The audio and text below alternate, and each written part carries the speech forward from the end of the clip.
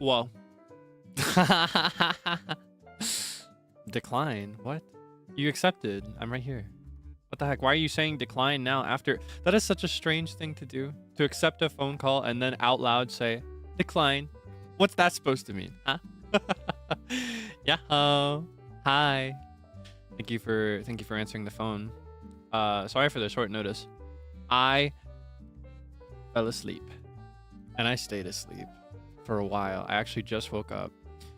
I apologize if my voice sounds a little weird as a result. I have been awake for exactly 25 to 30 minutes.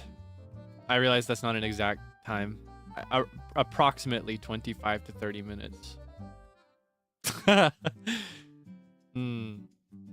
Rested well? Yes, I did. I rested good. It was good sleep. That's why I just could not wake up. I was just sleeping so nice. I did get lucky this time though. Evil Kaelix, the one that wakes up to my alarms. He did not disable all the following alarms after waking up to the first one. He just woke up to the first one and said, "Eh." And then he went back to sleep. So I ended up waking up to, I think it was either the second or the third alarm. And then I went back to sleep again. And then I woke up for real at the last alarm because Evil Kaelix knew there wasn't going to be another alarm after that one.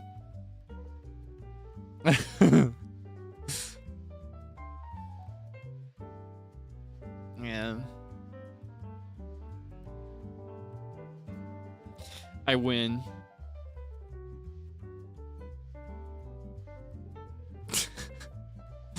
Talking a lot about naps. It depends on the day. This last week I've been sleeping without taking naps. I've been sleeping long times without napping. How are my alarms titled? I don't title them. I just have the sound because I'm not gonna read the text on there. I'm not. That's way too much to expect from Evil Kaelix. The Kaelix that wakes up to those alarms. You cannot expect him to read the text on the screen. He will not. It's all about the sound. I do have a couple that are titled though, but those are not my wake up alarms. The ones that I have that are titled are like for throughout my day. Like there was a while where I had like alarms for my meals so I'd remember to cook. I don't really need those anymore, thankfully. I still have like my exercise alarm. I don't do it every single day, but I do it every other day at this point. That way I've got time to rest. Yeah. Yeah. How am I doing? I am doing pretty good. Thank you for asking. I don't know. I've just woken up, so I haven't had time to assess how I'm doing yet. But it was good sleep. It was that kind of sleep where like you wake up feeling like you left a different world. You know what I mean? Like I feel like I just breached some other dimension, and now I'm here with you again. It was a good sleep. It was really good. Breakfast, I ate it while I was getting ready to call. I did a speed breakfast. I did one of my speed sandwiches. Today was toasted pepperoni with cheese, just like sliced American cheese. But it's the good stuff. It's good American cheese. It's like deli cheese. I refuse to eat any other kind of sliced cheese. It's gross. Or like sliced American rather. I'm very picky when it comes to sliced American cheese in particular, because I find that a lot of the time it doesn't taste very good. Yeah, thank you for asking. How are you? How are you today? Have you just started your day, or are you like through your day already?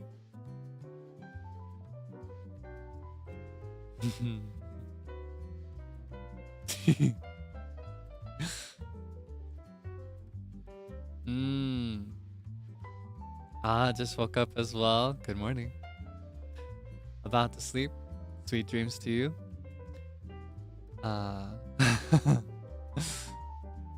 Pancakes. Oh, I love pancakes. I love pancakes. I almost made some not too long ago, but I opted for a sandwich instead. I've been very sandwich pilled recently. I just can't stop with the sandwiches. Just cannot stop.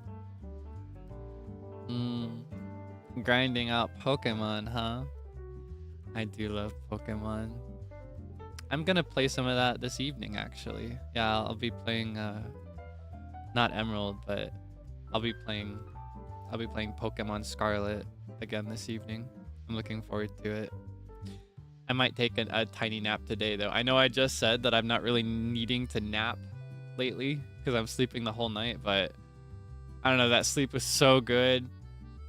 And I had a super vivid dream, but I don't remember anything about it. I just know that it was vivid because that's what happens whenever I wake up feeling like I've left something. It's like the dream was vivid enough that I feel like I've left something. Like it was deep sleep. Oh, it was so good. So yeah, I might have a grandma nap to just keep that going, you know what I mean? So I don't know if I'd be able to continue the dream. That usually doesn't happen for me. I do sometimes have dream continuations, but it doesn't tend to happen if I like wake up and then go back to sleep. It doesn't happen that time.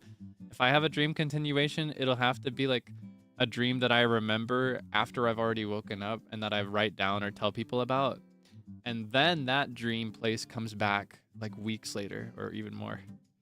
Excuse me. Excuse me. You can really tell I've just woken up, can't you? Bless you. Thank you. Thank you. You're too kind. You're too kind. Leaving me hanging would be so cruel of you. No, I'm joking. That's kind of a running joke I've had with Seible for a while. I think when we first met, he would not consistently bless me when I sneezed, but everybody else would. But now he makes a point to because I pointed it out, and I kind of feel bad for pointing it out.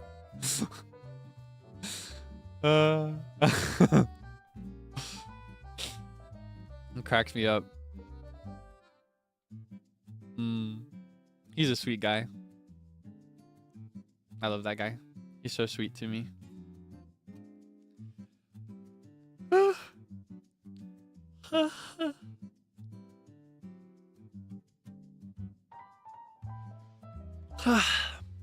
Yeah, I think a lot of countries don't really say bless you or don't have their equivalent. That's why I felt bad about pointing it out. I was like, shame on me. You know what I mean? But now he says it.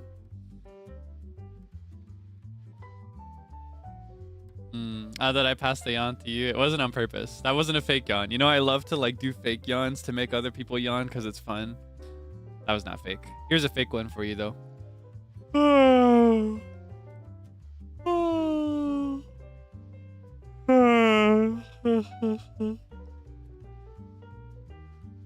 Are you yawning? Am I making you sleepy? It's just too easy.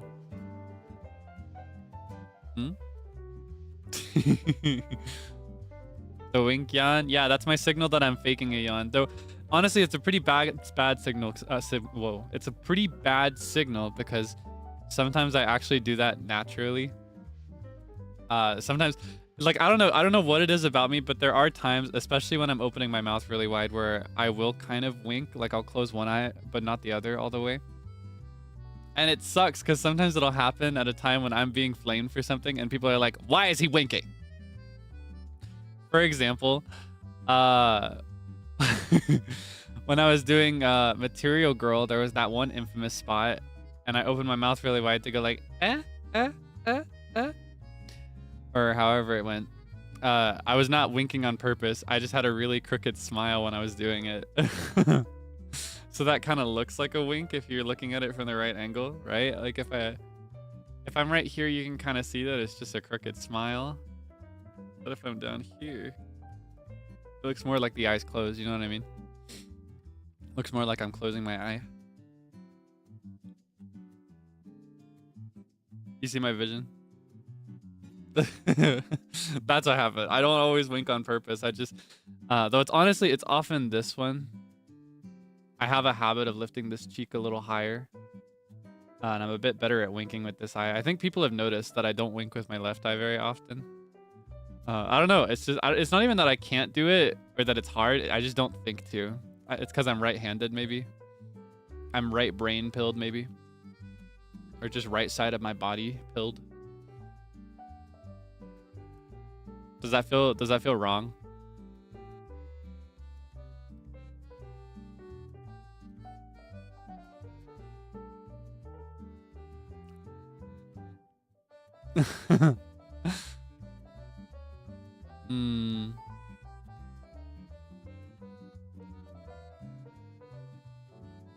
Interesting.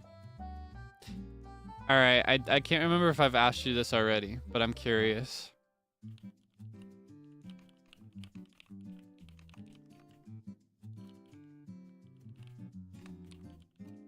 One moment. Sorry, I have to gather my thoughts. How do I want to phrase this? Which hand is your dominant hand? Which hand do you write with, out of curiosity? Because I think right-handedness is the most common. Because I think society is just really built around right-handedness. Like most tools assume that you're gonna have right-hand dominance. But I know there are a lot of lefties out there anyway.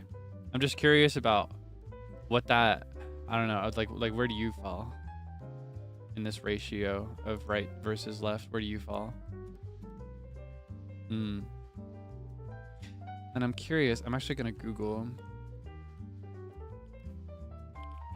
percentage left-handed people in the world. That's what I want to know. So allegedly, according to a study from just a year ago, there's an average of 10% left-handed people in the world. Though there are outlier populations. For example, 5 of the last 9 United States presidents have been left-handed. So maybe if I learn how to be left-handed, they could make me the president.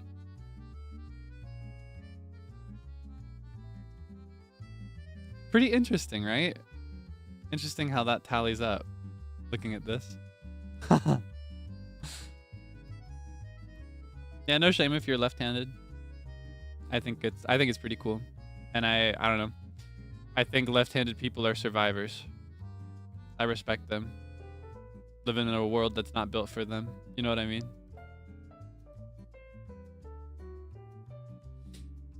And if you're right-handed, well, that just means we can high five while facing each other really easily because I'm right-handed.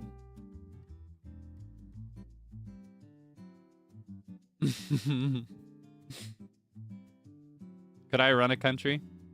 I'm always running this country. I'm running the Debonair kingdom. Debonair isn't like the last name Debonair. I'm running my kingdom. I'm not a president. I'm a king. King of the world.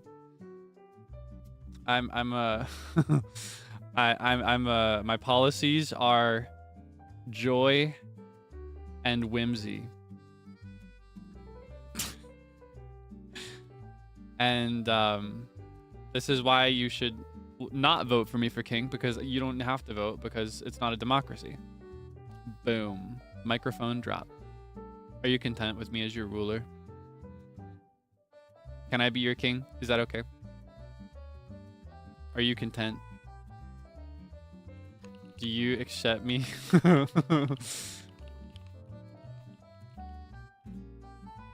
you accept me as your king? I'm a merciful ruler. You should know.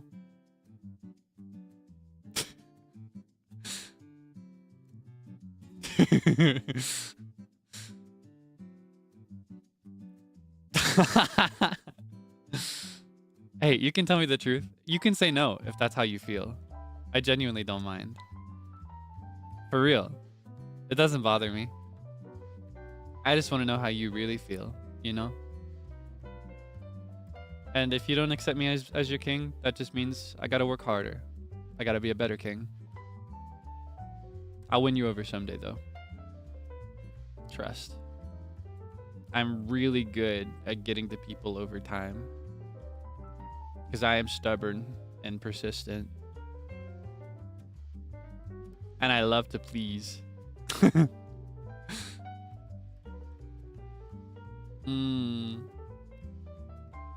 More princely than king-like?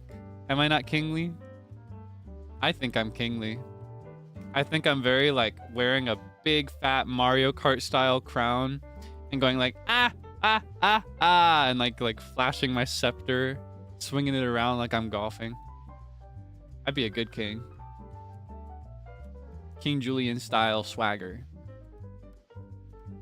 You know what I mean? Like maybe I was a prince once, but I think I'm the king. You're the prince. You're the heir. Remember? You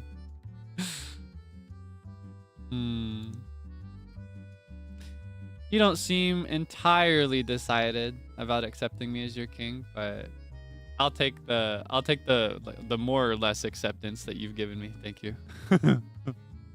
I'll take it. I'll just work harder to get you to 100% confidence in the future.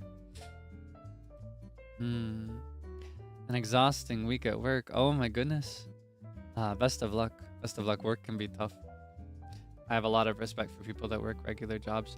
Also, it is the 4-month anniversary, isn't it? It is the 4-month. I completely forgot. I think that's part of why I can't remember if it was a coincidence or if it was on purpose that By the Beat watched a movie together on the 4-month. Yeah, we didn't end up doing any stream. What the heck is up with that? Why is there no month anniversary stream? We've been doing that every month. No, I'm just kidding.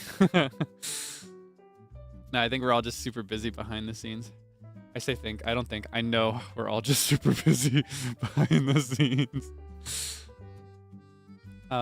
Yeah, happy 4 months. We've been at this for 4 months. Can you believe it? We've known each other for 4 months. It feels like it's been so much longer than that in a way. But it also feels like it hasn't been that long. I say this every time. It's basically like broken record phrasing at this point. Like anytime an anniversary or a time-based milestone drops, you know Kaelix is gonna drop in with like a it feels like it's been so long but also not long at all.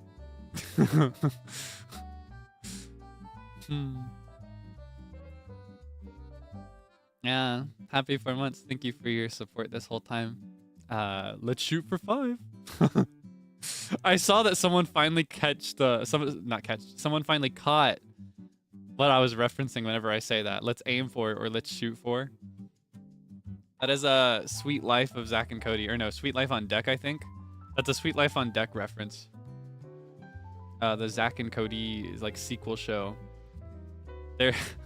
It's so bad. Like low-key misogynistic actually, but the phrasing killed me so bad. There's this clip where Zach and I can't remember her name because I didn't watch the show. I've only seen this clip online. I did not watch Zach and Cody personally, so I don't have the nostalgia there. But I think she was played by Debbie Ryan, right? Or was she someone else? I remember her in my mind as Debbie Ryan, like the girl that became Jessie.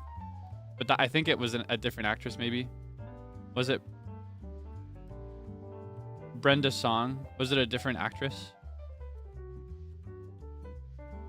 I don't. Wait, what was it? Was it Debbie Ryan? Okay. I remember it being her. Like Radio Rebel, like. I don't know if you can see me doing her face right now. Anyway, it was this clip where they were doing a news segment, and Debbie's character brings up like the wage gap, which is so unfortunate, and it is in fact rooted in the patriarchy and in misogyny. And she's like, what is it? Men are earning 30% more than women or something like that. And she's like, and we just would like to say, and then he interrupts her and says, good job, guys. Let's shoot for 40. And something about that just cracked me up so bad. Just, let's shoot for 40. So now whenever someone hits me with like a Whenever someone hits me with like a number of any kind, I'll say, let's shoot for the next number. I hate it so bad. It's terrible. I can't believe they got away with that. Yeah, right. In a kid's show, no less. That's terrible. We're like, let's shoot for 0. Ugh. It's awful.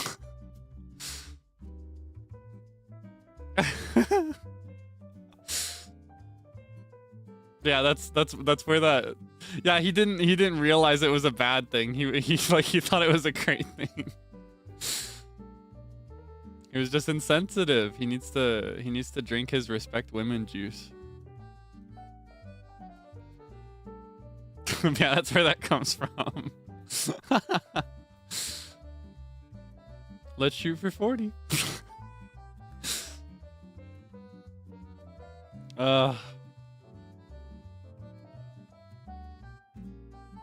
Yeah, honestly, I think a lot of like 2000s through 2010s characters in these shows were kind of crazy. And like even when the characters themselves weren't crazy, I feel like a lot of the situations the actors were put in were kind of crazy because of the staff on scene. Or on set, rather. Wild time period. Wild time period. I think I'm glad that times have changed in quite a few ways. It's very important. Oh yeah, I just mentioned, we watched the movie yesterday. We watched K-pop Demon Hunters. I feel like everyone and their mother has been begging me to watch that. We watched it together last night off stream. It was just a chill time. It was really, really good. I liked it a lot. I was glued to the screen every second. I loved the character concepts. I loved the designs. I loved their personalities. I loved the way they work together as groups. Favorite? I really loved what was her name? Was it Zoe? I'm remembering Zoe. She was okay, the one who has like a ton of ideas and is a lyricist and like has the short black hair. She was my favorite. But I may be biased because she reminded me of me. I think at one point somebody, I won't name who, but they outright were like, oh, this is just like she's just like Kaelix. I can't actually remember who it was that said that. But it was because she was like, don't worry, I've already got like 70 different ideas for how we can do that. Because whenever we have like by the beat strategy meetings, like just the 4 of us trying to figure out what we want to do in the future, or anytime we just talk passively about things we want to do on our own end, like as individuals, I'll always be like yeah, I've got like 5 scripts written already. I just can't decide which one to go with. Or like, oh yeah, I've picked out and line distributed 4 different songs, but I don't know which one would be best. Like I'm exactly like her in that I will think of and over prepare way more than I'm actually gonna use.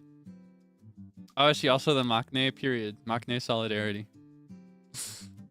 But yeah, I don't know. It brought me comfort to see her, because I sometimes worry that I go too crazy in this area. I worry that I might like that I might overwhelm others with my ideas, or that I might seem like an obsessive creep or something like that with the sheer scale and frequency of some of my ideas.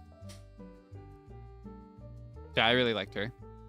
As for the Saja boys, I really loved baby Saja. I loved him so much. I think it is so funny for them to like make like a very obvious Maknae character who has a baby face and a baby hairstyle and he's like the pro Aegyo, like all cutesy, and then they give him like he's the rapper and he's got a low voice. That is so funny. He has one line, by the way, in the whole movie aside from songs. He says "goo goo gaga." I just love that. I love that. He stood out to me a lot. I would love some kind of spin-off content of the Saja boys to give the rest of them more personality. I feel like because it's kind of like you've got what is his name, Juni? I don't know if I'm remembering their names correctly because I've only seen it once. And I went to bed like right after it was over. You've got Junie, the lead, and you've Jinu. Thank you. I knew it wasn't right. Jinu. You've got Jinu, the lead, and then you've got Baby Saja, and then the rest of them almost feel more like backup dancers in practice. I guess because of the runtime of the movie, they don't really have enough space to give them all depth. I would love to see more of the rest of them, and I would love to like. Maybe it could be in the context of music videos. I would love that. It'd be really cool if they did like a couple extra song releases that distributed the lines and gave the rest of them more stuff. Or it could be like if they wanted it to be canon compliant, like to give it a space in the plot, it could be like something that inserts into the movie, right? So they could like get a little scene of them when they're figuring out their songs. They could have a scrap song similar to Takedown. Yeah, I don't know. I liked them. I thought they were fun. I think Saja Boys overall were my favorite just by like vibes and by sound. But I think Huntrix had my favorite song.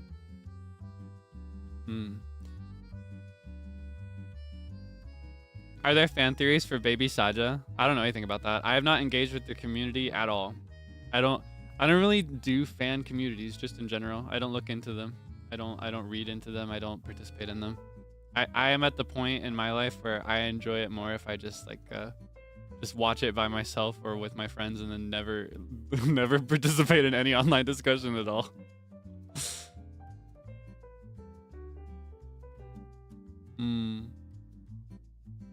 What is the theory for him? I have a fan community. I don't know. It's not the same. And even in that case, I don't really participate in it, you know? I see it as I scroll, and I'm very happy about that. That makes me more willing to spend time online. But I found that for my health, I just get stressed out when I participate in other fan communities. Anytime I've tried in the past, at least. That's why I'm happy to have this as like my true first. Otherwise, I just get annoyed. Nope,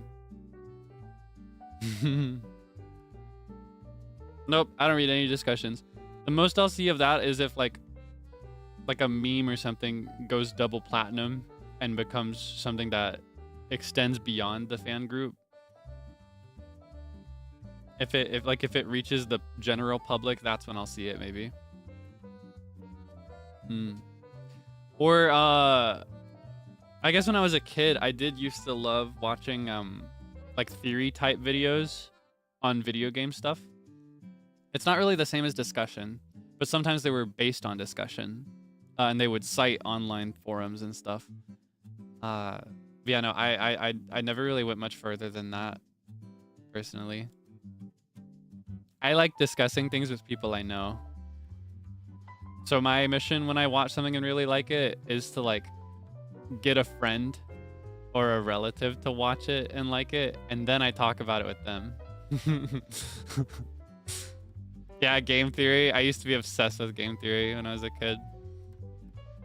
I love game theory. I wonder what they're doing now. I figure MatPat isn't really doing anything, but it's like a whole team of people now.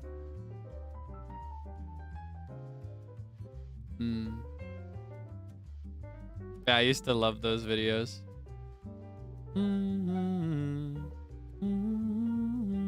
MatPat graduated.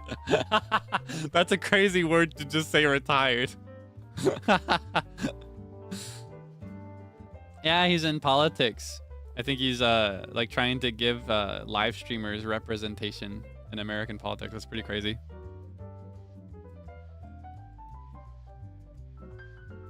Oh man, MatPat graduation. That's crazy. It's crazy to think about that man. That man is a father. That man fathered a child. He's a family man.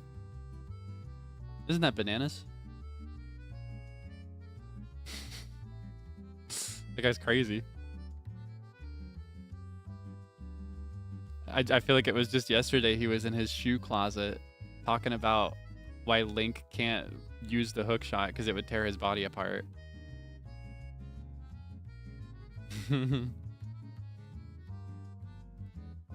Yeah. That makes me think of like whenever people are like, imagine if you reincarnated as so and so's baby. Imagine if like Oshinoko style. Imagine if you leave this world and you open your eyes again and you are Matt Pat. You see Matt Pat there. Is he the one where like the baby photos look like he gave birth, or is that another celebrity?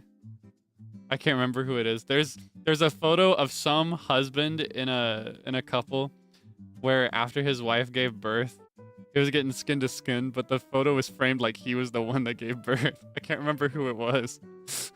Was that him? Okay.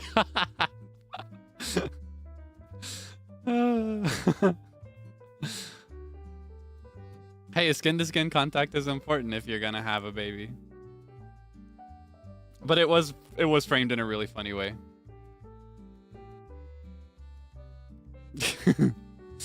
Format is asking you to swipe away. What? They want you to hang up? What the heck? Don't listen. You should stay here forever. No, I'm just kidding. There's no pressure.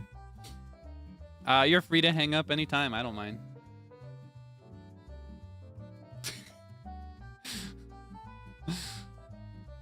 Oh, they announced the time for the Legend of Zelda movie. It's going to be 2027. Let's go. I imagine people might be frustrated about that since it's a while away. But honestly, I'd be content if they announced it for 2030.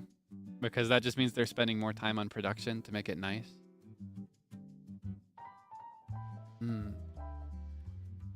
Wait, did they announce the cast? Did they announce the cast officially? Do we have an official answer on who's in it? Because I've seen speculation about the cast for the last year. Hold everything. I need to see this right now. I did not know. I missed it. Where? Okay, let me see. Oh, this like just happened. I slept through this. Okay, let me look at these people.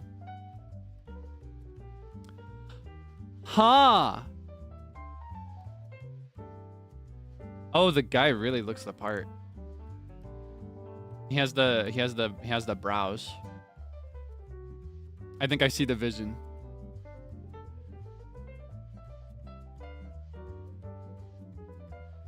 Oh,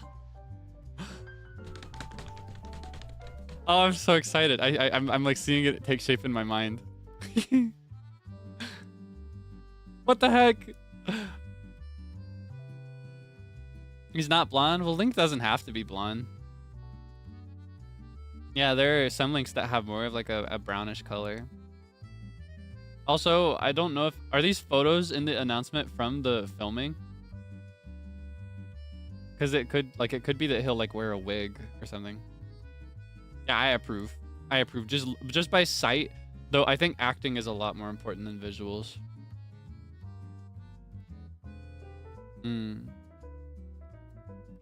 Yeah, I think these are just pictures from elsewhere. They look young. Honestly, that's fitting. I think most Links and most Zeldas are just like 17 or younger. And if they're older than 17, they're not by much. They're always like young adults at the oldest. Only exceptions being when they come back in certain contexts, like the hero's shade is obviously no longer a teen.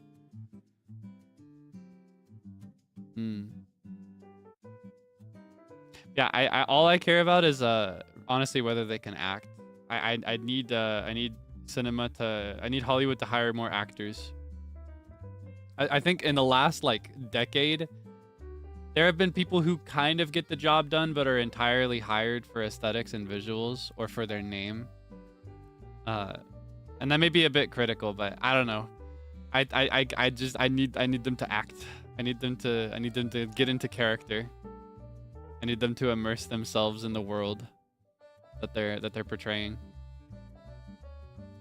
Hire me? Nah. I don't think I could be a very good actor. I'd need to practice. But I do think I can. I don't know. I guess I can see it in others even if I can't do it myself. Could you imagine? All right, this is my audition for Link in the sequel version. When they do it like another timeline and they have to cast 2 different people for Link and Zelda because it's not the same people anymore. All right, for Zelda 2 the movie, this is my audition. Hup, hup, het, yeah, hey, oh, ah, and scene.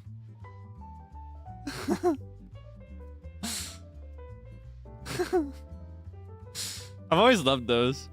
I would actually, unironically, never a Zelda game, that's never gonna happen, but I would love to like, I would love to someday voice in a game where all I have to do is just make sounds like that, like jumping and fighting sounds. I think I talked about this in my first ever non-debut related stream when we played Breath of the Wild for the first time. I was talking about this. It's been a minute now, 4 months to be precise. Yeah, I've always loved that. I've always loved like the hop, hop, hop, hop. Hey! I love those. I want to play a character that just fights and yells, or like an NPC that sells things and is just like, hi, eh, I want to just make sounds. It'd be so fun. All right, POV. I'm a shopkeeper. Text shows up below my face, so you know what I'm saying, but I don't actually voice any of the things I'm saying. Let me know if you're gonna buy my stuff, okay? Hi. Ah. Mm-hmm. Oh. Would you buy it? Would you buy my wares that I have next to me on these shelves? Would you buy them? Are you buying?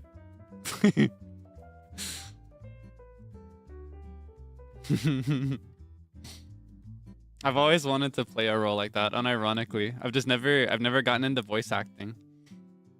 All I've ever done is just been like practicing at home for myself. Maybe someday though. There have been like in the JP side, there have been livers that were casted as characters in video games. Inami Senpai was in a video game too. I thought that was really cool. I want to do that someday. Fingers crossed. Yeah, Claude is really good. Claude is crazy good when it comes to VO. I gotta work hard.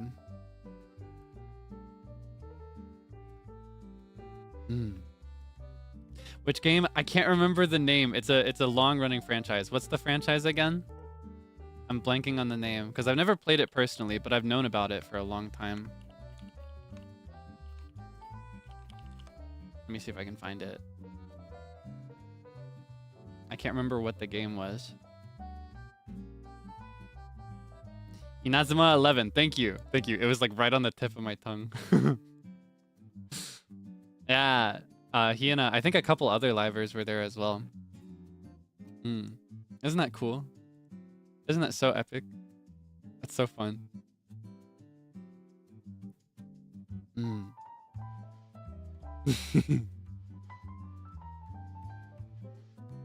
What character archetypes are my favorite? I have described this as well, but I think my dream, if I ever played a character that speaks, I would really love a character that like has a very sweet and soft and warm, friendly sounding voice, but is actually really cold and sinister and twisted. I love characters like that. I think the example I gave was like she's not quite sinister, but she has a cold edge to her. Kotso Shinobu, where she's like, 鬼とは仲良くできないって言ってたくせに何なんでしょうか。そんなだからみんなに嫌われるんですよ。I think about her a lot. I love characters like that. I love that. Deja vu. I'm getting deja vu. Yeah, I'd love to voice like a twisted character with a sweet voice. Either that or like total dummy, optimist, naive guy. Like wears a pot on his head and yells instead of speaking. Doesn't have an inside voice and is so dumb and stupid. That would be great too. I would love that.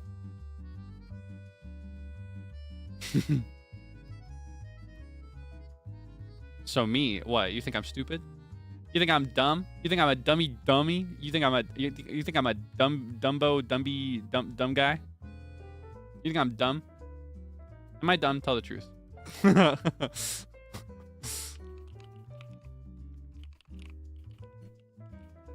Go ahead.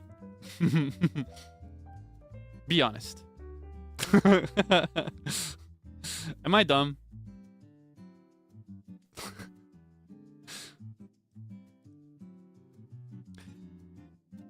Oh. The fact that it's not a 100% no is it's not enough for me. What's the point? Nah, I'm just kidding. I think I actually am a little dumb, but I'm not stupid, is the funny thing. Like, I lack smarts in a lot of important ways, but I'm intelligent, is the thing. So it's kind of difficult to represent my mind properly. You know what I mean? Like, I know certain things to an intense degree, more than I should. Like, I have a pretty strong knowledge, not of all things, but I have an approximate knowledge of many things. However, I cannot drive. Or like, sometimes I'll make really obvious mistakes in social settings. Like I'll totally, something will totally fly over my head. Or like I'll miss like a hidden meaning to something that someone's told me. And just recently, I had my collab with Zeal. And we were talking about hitting each other with rocks. And he said that he would miss me, right? And I thought he meant with the rock. And he said, which I do every day, by the way. And I was like, you don't miss me with rocks every day. But I didn't say that. I was just like, okay. But he meant the other way. Like, he meant that he would miss me being around. Like, he would want me to be there when I'm not there. And it totally flew over my head. And then at the end of his stream, he, like, flamed me for it. He was like, he just talked over me when I said I'd miss him every day. I didn't even realize. Things like that. That's where I'm dumb. My brain just doesn't fire at the same rate with these things, I guess. Like, in retrospect, I see it and I can hear it, but in the moment, no.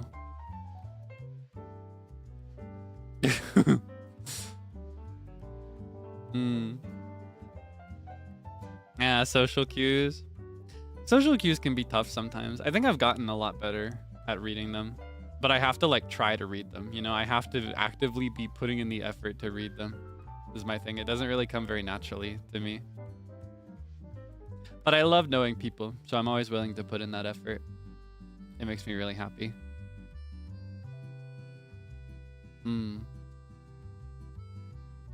Yeah, socializing is hard. It takes effort. It's been said before that hell is people.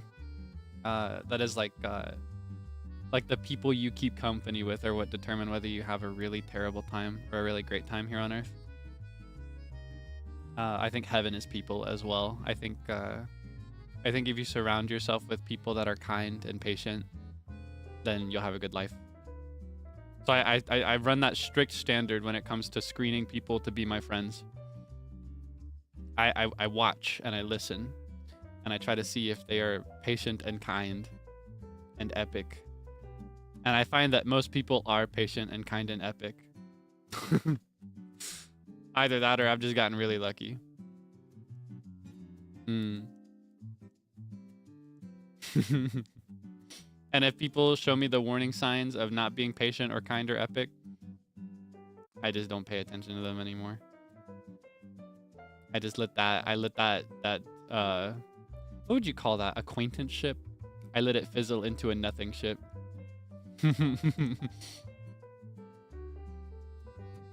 Yeah, soul food. Soul soup. Haha. I love that song from Spy Family, the movie. I love that song. I would love to sing Soul Soup sometime.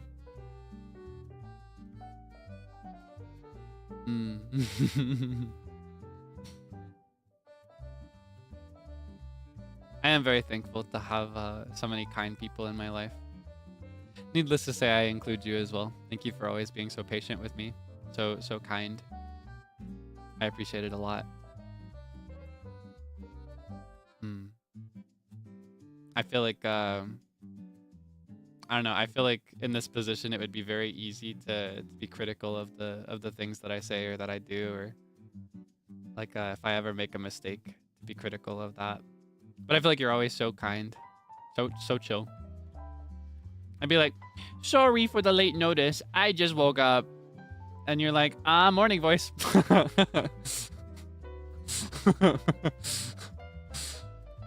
Not gonna lie, I win. I'm winning.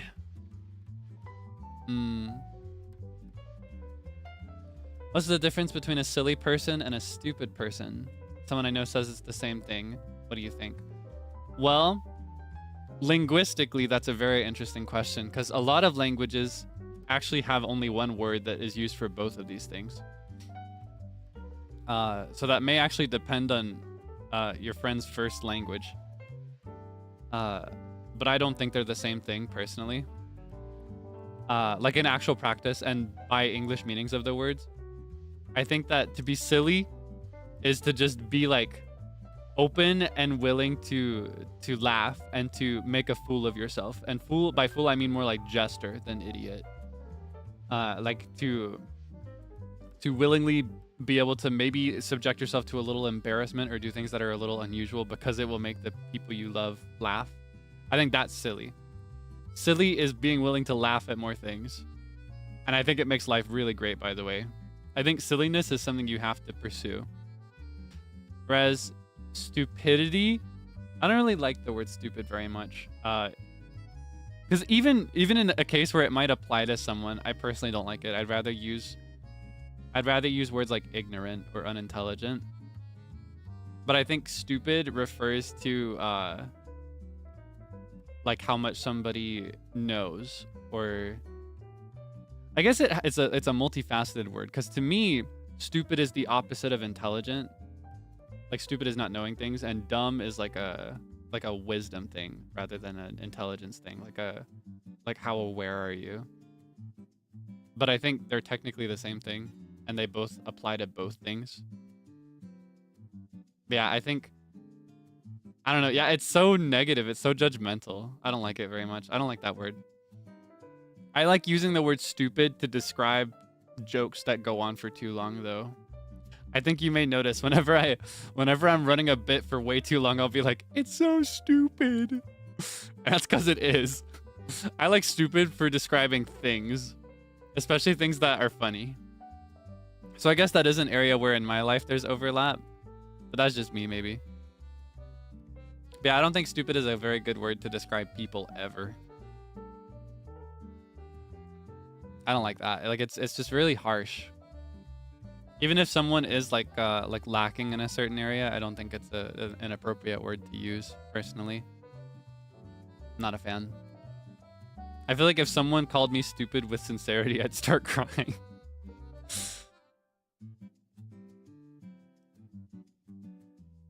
Yeah.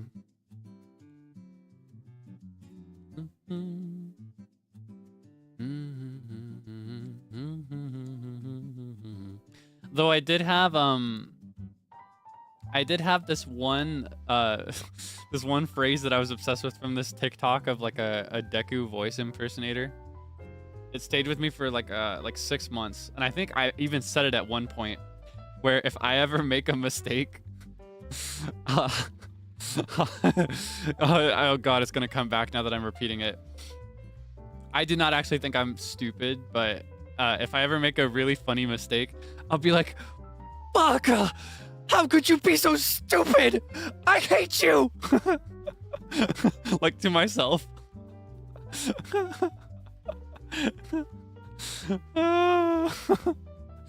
It cracks me up so bad. There's something about someone very obviously insincerely calling themselves stupid that makes me smile. That's funny. I think that's fine. That can fly.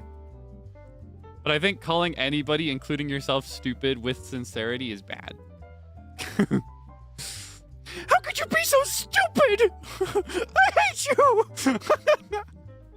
Like pointing at your face.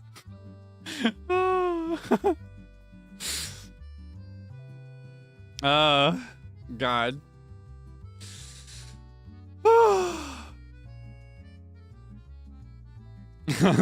Mickey. Yamero! Yamero yo! Yamete! Sorry, I got that from Pop de Pipiku.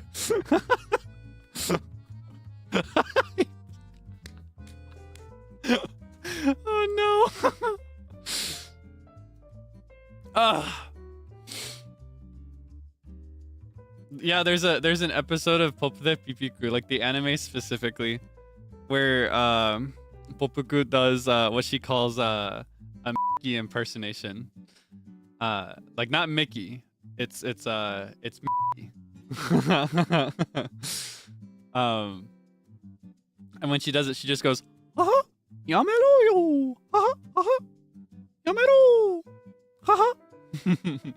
That's it.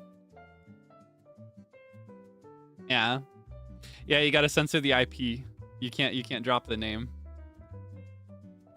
You know, like how Seible does sometimes, even though he doesn't technically need to.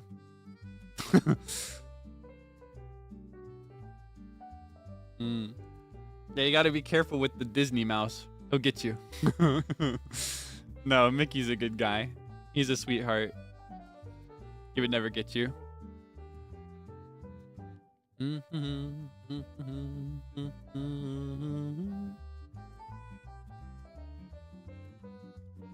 feel like it's been a while since Seible did the censoring thing, but he used to do it all the time.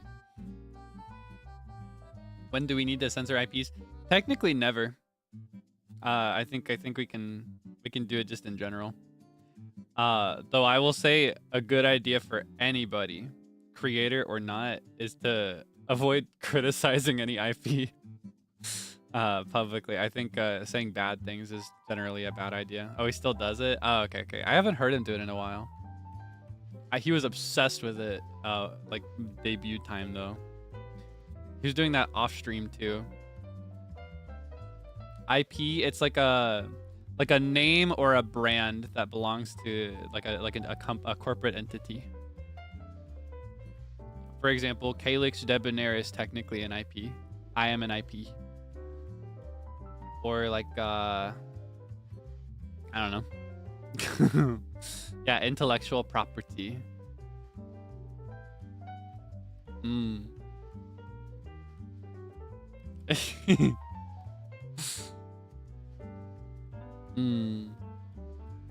Oh yeah, I saw that you liked it when I pinched my fingers to zoom in really close. Do you want me to do that more? Here, hold on. I think I can. Whoa, is this close enough for you? Closer?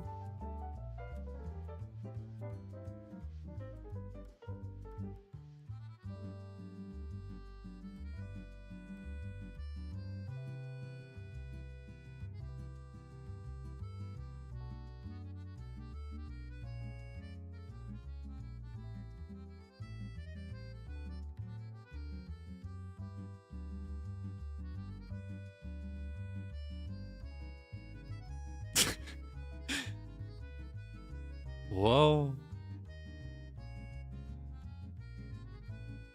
Back up. I thought you liked this. Do you not like this? Do you not like this? Are you not a fan of my work? You got games on your phone? You can back up now. Sawi princess. Okay. I get it. You just don't like me. You don't like any of my funny games, my whimsy. That's okay. I'm used to this. No, I'm kidding. Seible says that sometimes whenever I talk over him, and it makes me feel so bad. Speaking of Seible, because I'm a really bad interrupter.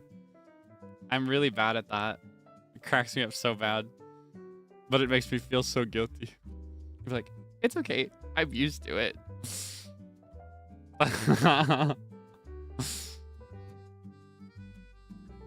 Nah, I'm just kidding.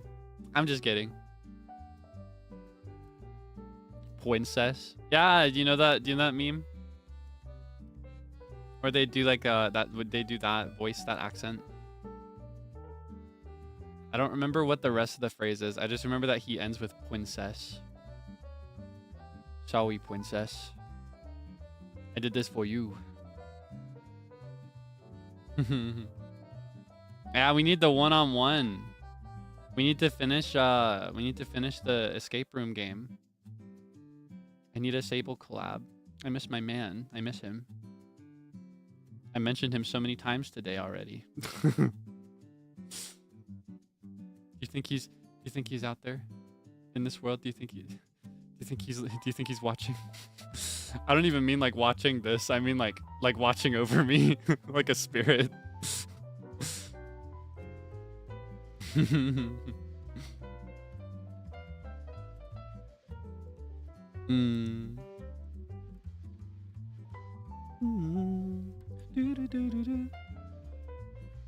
Are you watching?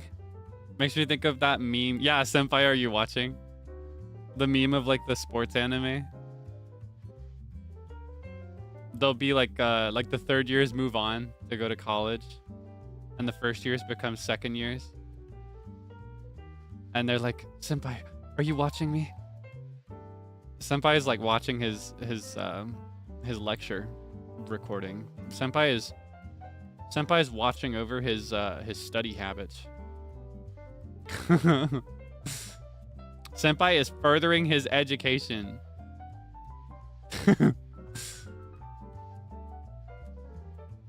Senpai's getting a job, brother.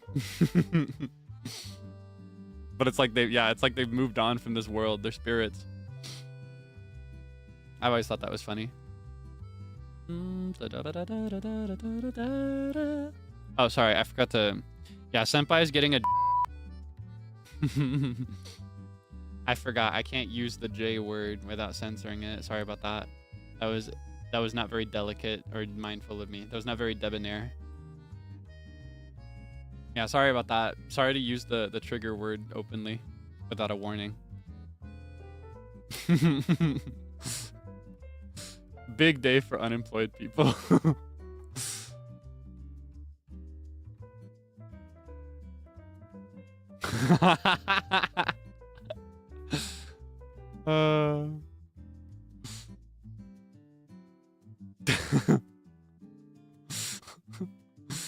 Yeah, there's like a full list of words. What are the other ones? Oh yeah, sorry, I used another one. Sorry, let me try that again. Big day for people.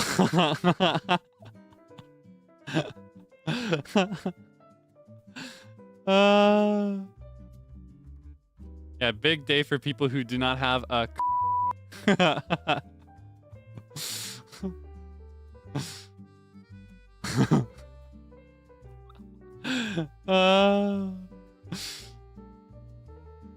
yeah, sorry about that. I'll be more mindful next time.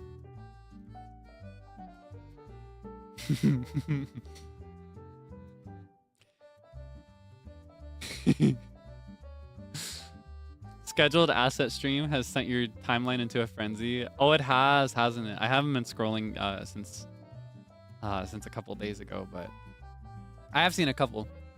Should I like stand straight still for you? Actually, would that be helpful to you? Would that be of use to you if I give you like a clean just me standing still? Here, hold on. I can do that now. Give me a minute. Let me. How's the best way for me to do this? I guess if I do it like this, maybe. Okay, hold on. I guess this might be good enough. Here. Okay. I'm gonna go grab my green screen, okay? Give me 1 second. All right. Let's see. Yeah, I'm gonna go grab my green screen. Give me 1 second.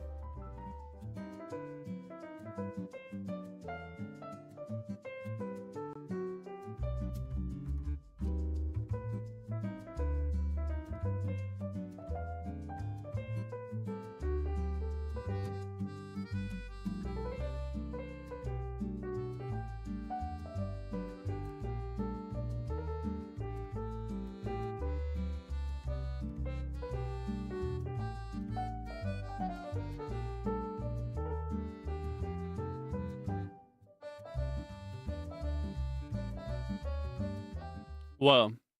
Okay, sorry about that. Wait here, let me grab my let me grab this. It's a little rough around the edges. Yeah, I figured something like this might be of use to you. Okay, here.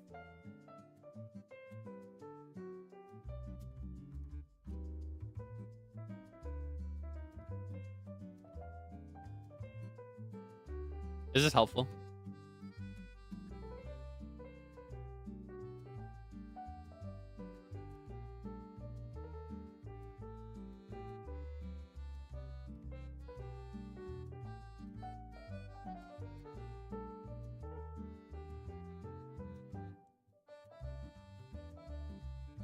Ah, because it's black. Okay, here, hold on. In that case, I'll do...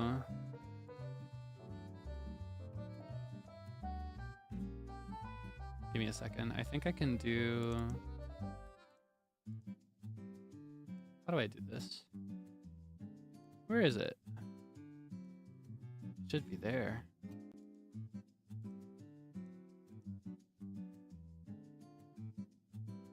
Okay, give me a second. Here,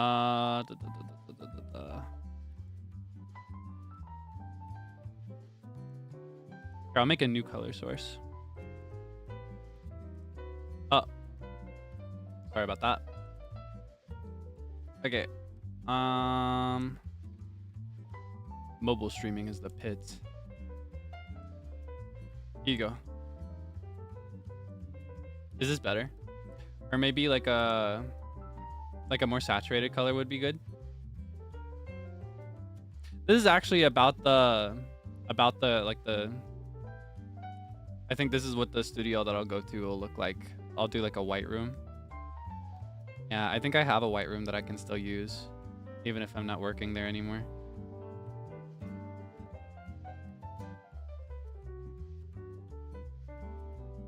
Ah, my shoulders. Okay, hold on. Give me one moment. Here. I'll do...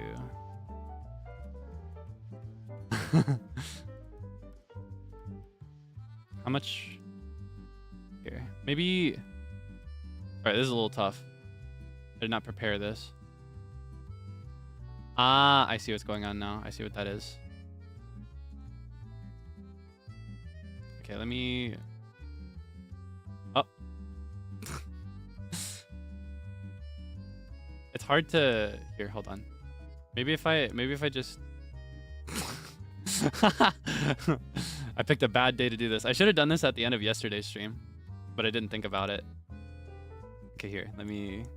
I'll do like this. Though I'm not going to show this much. I will crop it at like the chest, to be honest with you.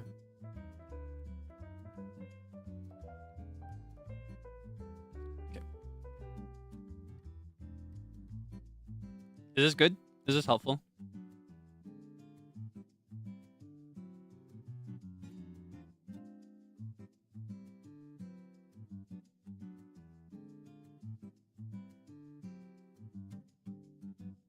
Glasses off. You just want to see my eyes. Okay, just this once. Hold on. First, I'm gonna do this. Again, I'm not gonna show this much, but this way it's less cropped, right? Okay.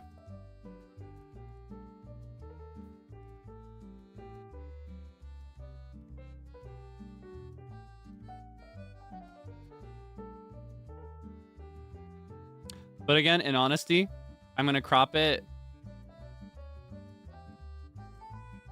about here. Probably. Whoa. But I hope that this can help. Yeah, I can't see a thing. Hold on. Let me... Ah, okay. Whoa. Hi. All right, I think I can I'm gonna call you again, okay? Sorry about that.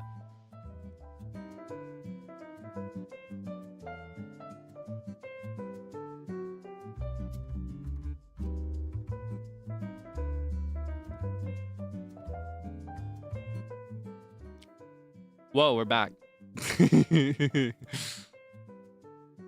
I hope that could help. Thank you for being patient with me. I didn't think about that. I don't know. I noticed that people that were like preparing clothes for me were doing it at complicated angles, and I was like, oh man, this might be rough. Yeah, it'll look something like that. It'll be a white room like that I used to use. Thankfully, I'm still close to the photographer, so even if I'm not modeling for him anymore, I can still borrow the room, I think.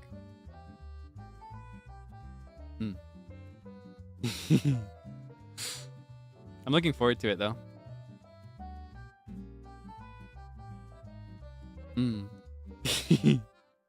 There have been so many cute outfits that you've picked out already.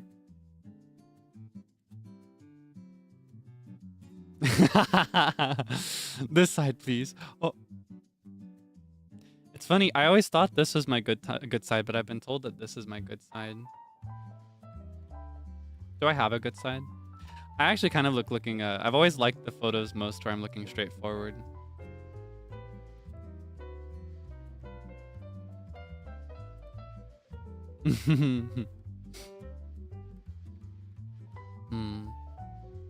I kind of miss it, but I really, really, really don't. It's like I miss parts of it. That was always way too boring for me. I like what I'm doing now a lot more. It's a lot more fun. A lot louder too. All cards accepted. Nice. Do you like my face card? I think I'm okay. I think I'm fine. I don't know if I'm all that, but thank you for the thank you for the kind words. You wish you were attractive enough to model? I think everybody can model. I don't think it's a... Well, I guess depending on where you are in the industry, but I think everybody can model. I think the whole point of a model is to... Honestly, more than the person, it's about what they're wearing. At least in my experience. It's much more about like the clothes that you're modeling. And often you're meant to be modeling clothes for like for people to buy, you know. They need to see this and think, I want to see that on me. So I actually personally think that people that just look average make better models. But that may be a radical opinion. I think we can all model like equally. No, but like actually. I guess the industry doesn't agree with me. I think the standards for modeling kind of call on like a specific facial symmetry. Also a certain height. I think my height was probably a big benefit for me. Yeah, I think we need more models that do not suit it like a conventional standard. I think we need more models that just look like people.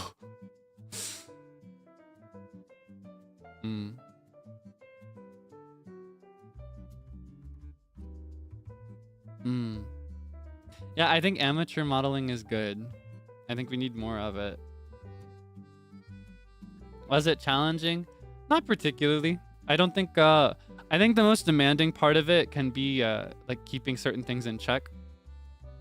Like some industry, some like professionals in the industry will insist on keeping a certain figure. I've never really liked that very much. You also have to make sure that like your hair is in a good place. I think hair is often the hardest because I find that like when a haircut is fresh, like when you've just gotten that haircut, you are out of commission. You cannot take photos of that hair for at least a few weeks. But after a few weeks have passed, it's perfect. So I found that it was tough to like plan out my haircuts. Thankfully now I'm at a point where I can kind of maintain my hair myself, but yeah, otherwise the work is not actually that demanding. It at least for me it was not particularly demanding. I feel like the worst of it was just like maintaining the schedule, you know. I think in practice, honestly, a lot of the work is done by the photographer. So I have a lot of respect for photographers even now. I feel like I feel like I feel like a lot of the work in a photo shoot is gonna come down to the person behind the camera, the person that's planning the shot. There were some shoots where I would take a bit more control. They would just kind of be there taking photos of whatever I did, which is always fun. But I honestly really liked the ones where I was told like, oh, look this way, Kaelix. Or like, can you show more of this? Yeah. I'm thankful for the time I spent as a model, but I don't think I'd ever go back. For me, it was just, I don't know, it became boring. It became soulless work. I need something where I can use my voice and be louder. How many piercings do I have? Only the one. I've only pierced my left ear. I actually pierced it. Here's a fun thing about this though. I had my ear pierced in elementary school. I was a little kid. I just really wanted it. Because Link has earrings. That's the embarrassing part. That makes it less cool. I wanted an earring. I actually wanted both ears because I think Link usually has both ears. But my mom was like, you can have one ear. I was like, okay. Yeah, I've had my left ear pierced since I was like, I think 8 or 9 years old. Did I pierce it myself? No, I went to the mall. Yeah. We went to the mall and they put a little gun up to my ear. I say gun. I think they call it a gun, but it's more like a little needle. It almost looks like a tiny sewing machine. They line it up with your ear and then they click the button and it goes pshoo, and it pinches really hard for about a few seconds and then it's over. Yeah. It does kind of work like a staple, doesn't it? Like a stapler. Did I cry? No, I was a brave boy. I had my, I don't know, there was some, it was always really funny. When I was a little kid, there was something about like being around grown women, like adult women that were looking after me, teachers. In this case, it was just the ladies that worked at the place that we went to, where whenever I was around them, I felt like I had to be like super brave, super tough. I had to be cool. Even though like I'm a kid. I can cry if I need to. And I'm just a baby to these people. But I felt like I had to puff out my chest and be cool. So I was like super stoic the whole time and it hurt really bad and I was really scared. But the moment it went through, I was just like, we never cry. I locked in. And every single time this happened, like anytime I was in this position, they'd be like, oh, Kaelix, you're so brave. And I'd be like, yes, I am. It's kind of funny. I think this is common for a lot of boys, though. I don't know if this is like natural to boys or if this is something that boys are just kind of raised into, though. It's not very clear. I'll never know. It's hard to say. I wasn't quite aware enough at the time to know. Yeah. I think I'm at a point now where I'm able to act pretty much the same no matter who I'm around. So I'm thankful for that. I've kind of desocialized a lot of that. A lot of that like toxic masculinity stuff. I guess it wasn't always necessarily toxic, but that machismo standard of like being hyper masculine to a fault, needing to be the most masculine man in the room. I'm glad to have grown out of that. Yeah, I still have my ear pierced. I've had this ear pierced to this day.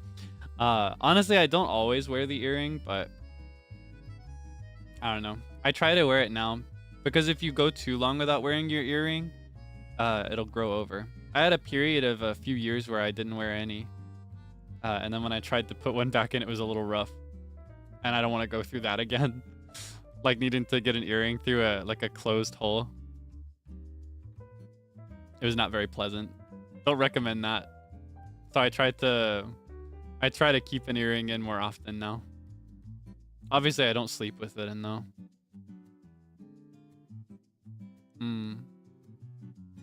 Did I end up getting an earring like Link's?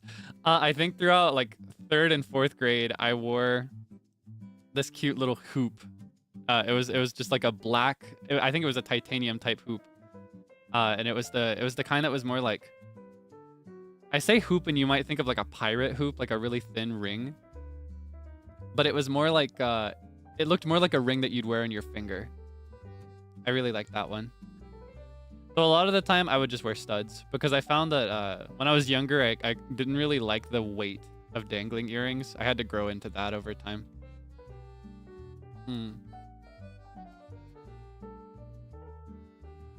But I recommend? Nah, I don't think so. I think it just comes down to whether you want it. If it's something that you want, then I think that's great, and you should consider it. But I don't think anybody should convince you to get a piercing. Piercings are forever. For me, I'm not personally interested in getting any more. If I ever get another one, I think I'd just get the other ear. But I don't even know about that. Like, I don't know if it's worth the trouble. And I kind of like the asymmetry of only having the one. I also have a habit of tucking my hair behind my ear, so it kind of counteracts well, right? Like it puts it on display for you. Yeah, I don't think I'll ever, like, for example, I'm not interested in ever getting any facial piercings, personally. But I think people that have them are really cool.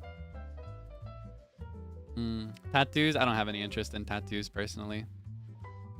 I've considered it, like I've wondered before, but yeah, I don't think I want tattoos, personally. Not for me. I think I've had enough personally.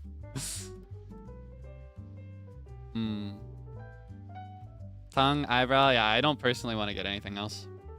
Nothing else. I'm content with what I have. And I'm not I like them on other people, but I don't think I don't think I'd like to have a piercing anywhere other than my ear, personally, like for me. I'm content exactly as I have it now. I don't think I'd ever get any more piercings in this ear either. I think in any scenario, if I was just really desperate to do something else, I think I would just get the other ear so it can be symmetrical. But even then, I like just having the one. I like it. I think it's nice.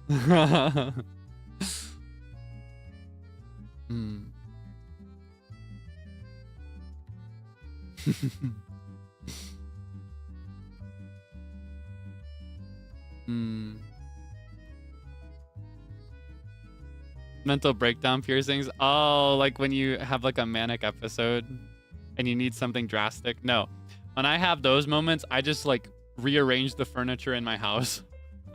That's what I do instead. When I like desperately feel like I need to change something in response to like mental stress. Like when I'm in a really bad situation, that's how I deal with it. I burn through my entire house. I clean everything. I scrub every surface, and I move all the furniture, and that fixes it every single time. And then the house is clean. Then I get my fix, and then I walk out of it without regrets. I'll tell you though, in those times, I'm like one more bad thing away from shaving my head. I've wanted to try that for so long. I haven't had a shaved head since I was a little kid. I'm so curious. I feel like it's got to be so easy, right? Like, I want to know how fast it is to shower as an adult with a shaved head. So curious. Bald. I don't think I'd ever go like true bald, but just not me. But I'd love like with a high guard kind of shaved head. Yeah, I don't know if I'd ever go with like shaving cream to get the whole thing, personally. I think it's a look though. I've known some people that looked really, really cool with bald heads.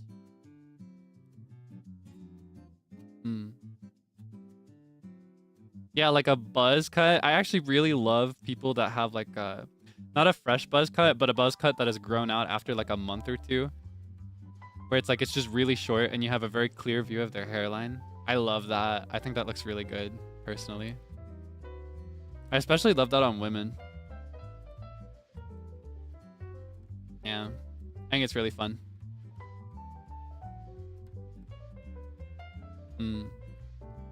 But But there's, you know, there's merits to every extreme, because I'm also a big fan of people that dedicate themselves to like growing out their hair really long. People that have it like down past their shoulders or longer. I think that's really, really cool. But I think my favorite will always probably be like bob length for most people. So it depends on the person.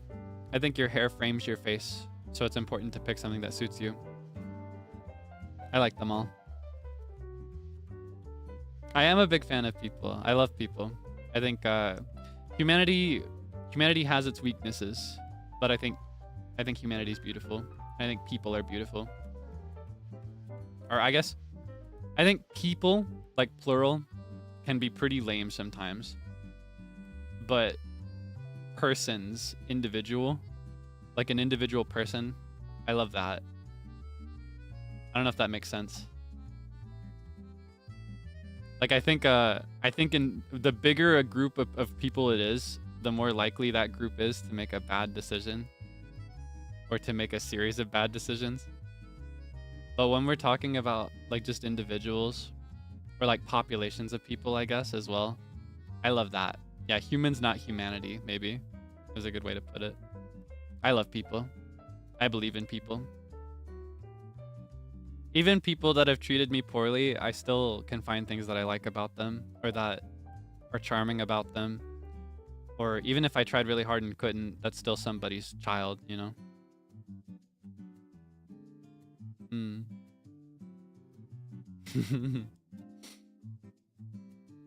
I think everybody has potential. And I think that, I don't know, it can be very easy to lose hope in the world because there are some people that do really, really cruel things. But I think the average person, like the average Joe, just on a psychological level, is not going to cope very well with thinking they're doing something wrong. I think most people mean well.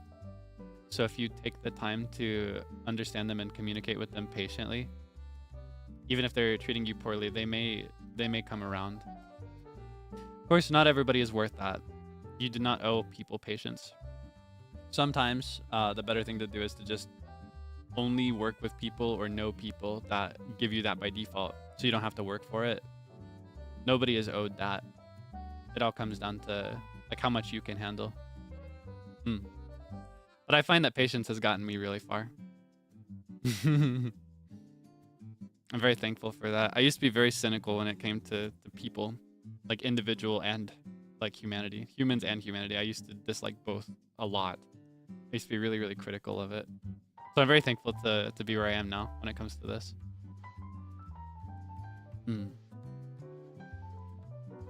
There was a time when I felt like there was no hope for anybody and when I felt like it was not worth knowing anybody.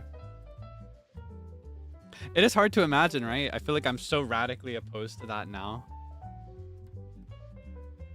Yeah, no, I have not always thought this way. When I was younger, I don't know. I think it came down to mindset. I mentioned earlier that I struggle sometimes with like certain social cues. They don't come naturally to me. I have to work for it, you know? I think that's a big part of it. I think experiencing that kind of soured me to people when I was younger. But through exposure, I was able to realize that that's okay. And I can still enjoy knowing people. And I can work for these things instead. Yeah. Yeah, like the nihilism's frown to nihilism smile. Like that makes me think of that really old millennial versus Gen Z meme. Have you ever seen that? Where it's like millennials are like, life is hopeless. And then Gen Z are like, life is hopeless. Thumbs up. I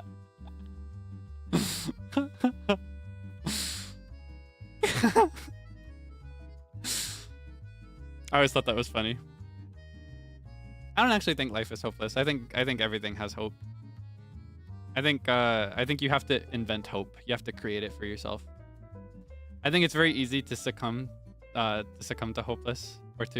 hopelessness, to feel hopeless, like to be pushed into it by the people around you or by the world you're living in. But I think even in the worst situation, you can still create something for yourself if you're patient and hardworking. That may be naive, though. I don't know. I've been through some rough times of my own. So that's just my perspective based on what I've lived.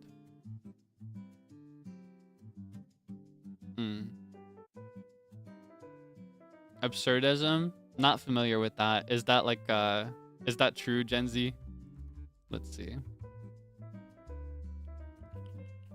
Absurdism.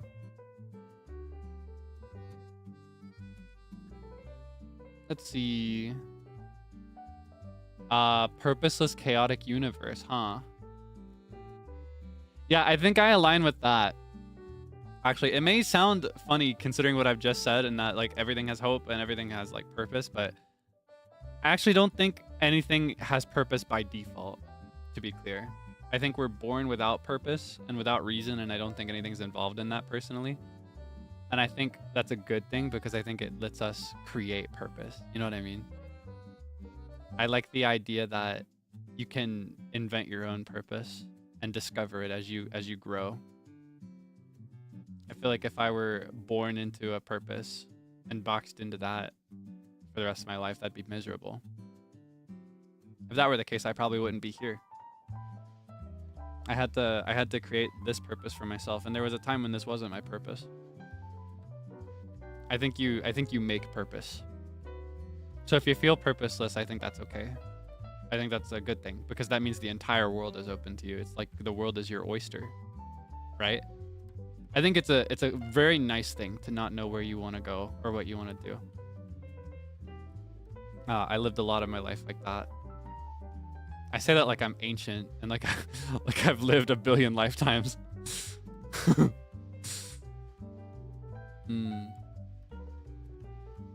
Yeah, I think you can make purpose. It just comes down to, I think it comes down to experiencing a wide range of things and finding out what sticks, finding out what like makes you happy, and then you have to invest the time into that.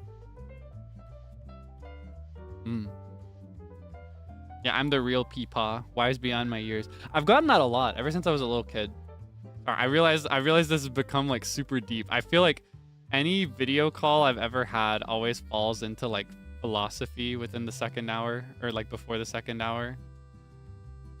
I always end up getting into like the really existential stuff. I just can't help it. That's always been what interests me the most. I also think about that stuff a lot more before I wake up, or not before I wake up, before I go to sleep, and then immediately after I wake up. I think about that stuff a lot more, so that's probably why too. I hope it's nothing disturbing. I hope it doesn't bother you to hear these things from me. I do sincerely believe it though.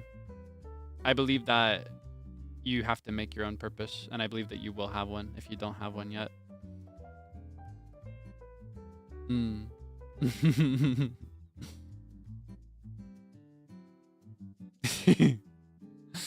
Thank you for always being so cool, so patient.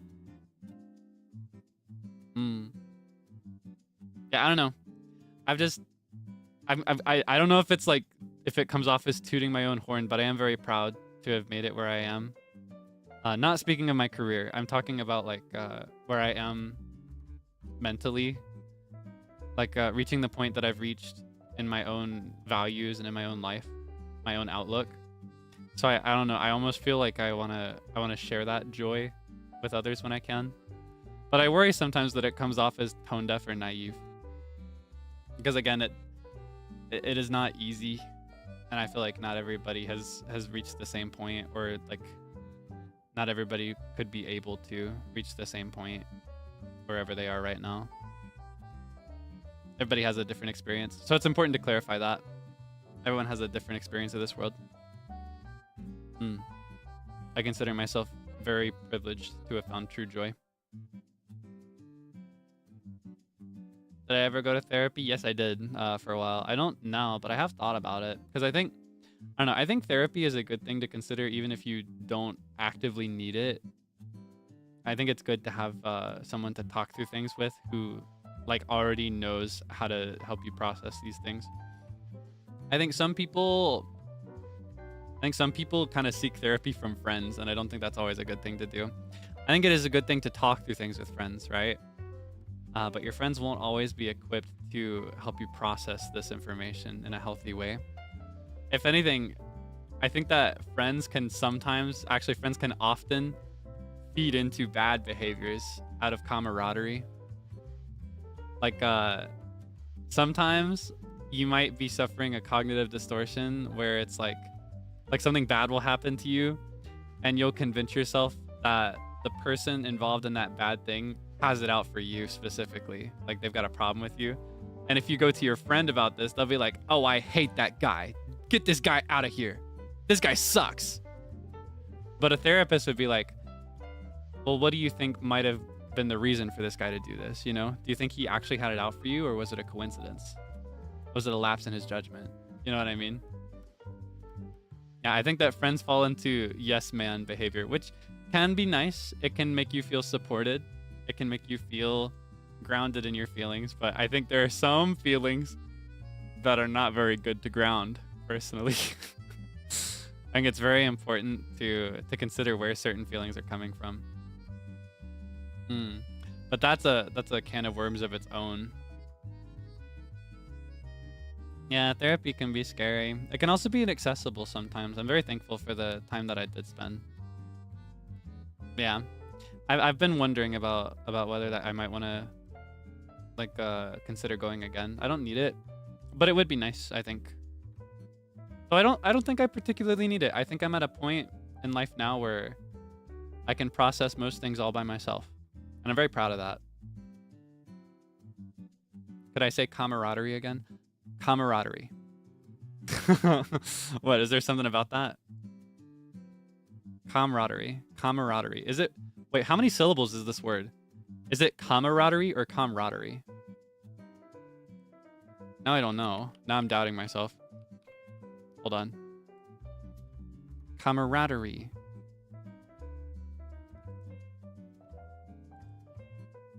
Ah, so there's camaraderie, which I've just said, but there's also camaraderie, which is the exact same thing but spelled differently. Camaraderie. Two different words. Camaraderie. Camaraderie. Two different words.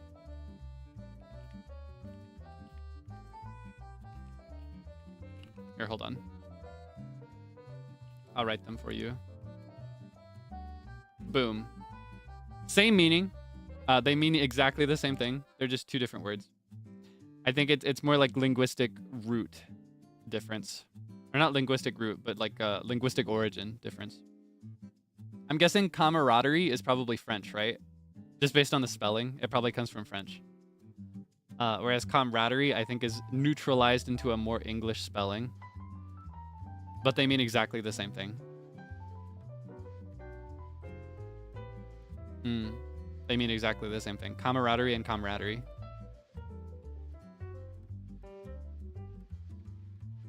Same word spelled and pronounced differently. Yeah. Fun trivia. I didn't know that till just now.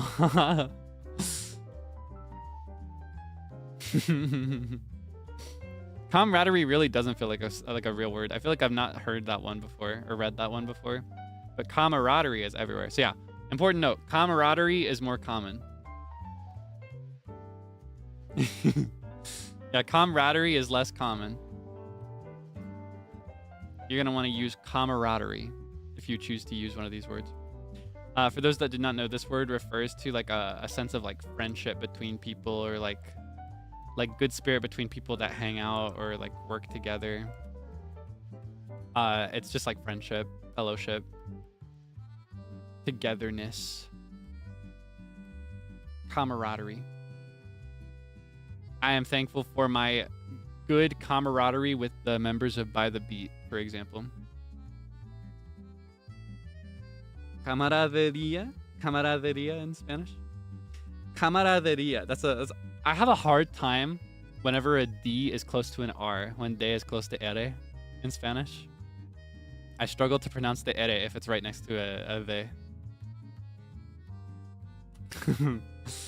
Veria. Camaraderie. Camaraderie. It's almost like a tongue twister for me. Yeah, it sounds like camera of the day, right? Camera de dia.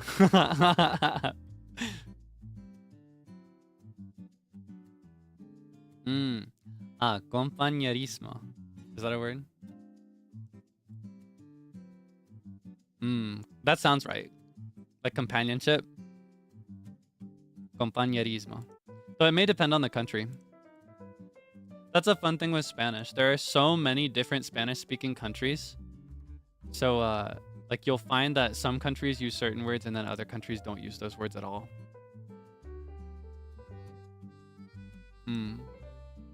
Depends on where you are. And then where it gets really spicy and kind of scary, actually, is like, in some countries, a word will just be a regular word to describe like just an average thing, like a food or like an object. But then in another country, it'll be like a really dangerous and offensive word that is used to describe people. It's pretty tough. Pretty tough. I think that makes it really interesting, though. That's something I really like about Spanish. And you see the same thing with English, right? Because there are several English-speaking countries. So, for example, a word in England that is used to describe something might be a really dangerous word here in America, or vice versa. Or there are some words that they'll use in England that just don't exist at all here. What's kind of funny is that sometimes I will pick up English words, like British English words, and just use them in my regular vocabulary. And what's funny for me is when I watch other people pick them up. Spoiler alert, I'm about to mention Seible again. One of the phrases that I picked up from British people is waffling. Waffling. This is not a thing American people say, generally. It's not a common word to hear. The word waffling means like rambling, just talking on about nonsense. Like you're not really saying anything, but you're talking a lot. Like waffling on. And I say that, and I said it a lot around him, and at times I said it about him. I'd be like, what is this guy waffling on about? And now he says, oh, I'm just waffling. I'm just waffling, though. Like he's picked the word up from me, I think.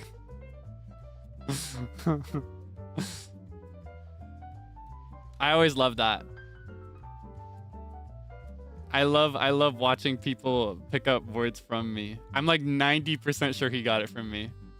Because he never said it before I started using it around him, and now he uses it. I taught him this word. It's funny, and that's part of what makes like the development of natural languages really beautiful, is they're always changing due to things like that. And like the way that slang works, you know, it all comes from a sense of wanting to fit in with everybody else, right? Fit in with your fellow humans. So if you hear a word that you don't know enough times, you'll figure out what it means based on context often, and you'll start using it too. And then it's a double-edged sword, right? That's also the reason that a lot of slang terms will change meaning over the course of years, because people will hear them and assume a meaning based on context but misunderstand it, and then it will take on a new initially incorrect meaning, but then because of use it becomes correct. Like I think a recent example, I've talked about this one before. A recent example is the word like gyat. That's like a piece of American slang. Previously, it was an exclamation. It was like saying "God dang," you know what I mean? But because of use context, it's changed through misunderstanding to also mean booty. Like it means butt. Yeah, it wasn't the original meaning. Personally, not a fan of that change. There are some really fun ones out there, though. Some fun changes. Yeah, it's like, yeah, dang it. Like, yeah, dang. Like, you say it like that. But not dang. I just don't say that other word. I'm trying not to swear anymore. I feel like I've been doing pretty good. I've got a good streak going. I feel like I haven't done it since the first month, have I?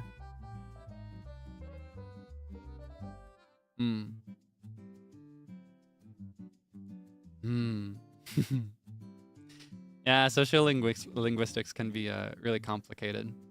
Is dang a bad word? No, but the other word is. Yes, it is a swear. I don't say that word.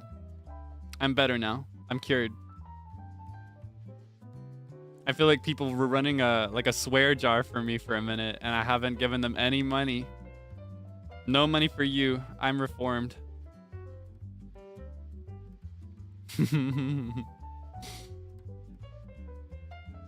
Am I making you want to stop swearing?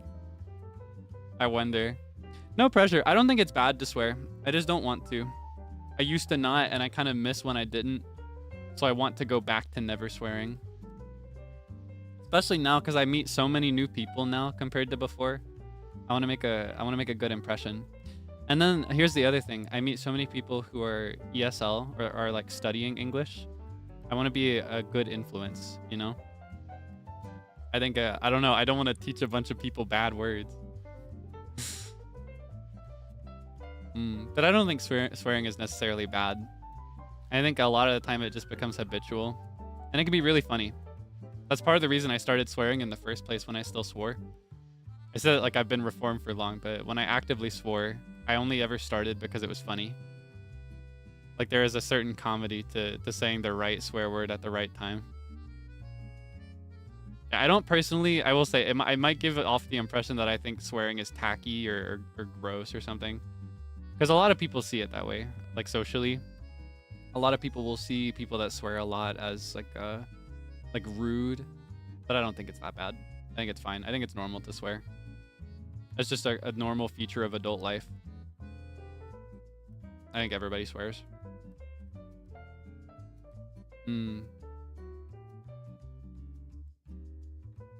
Yeah, I don't think there's any shame. I don't think you should feel any shame if you swear. I think it's just fine. I just don't want to personally. That's just a me thing, you know? I just have my own values that I impose only on me.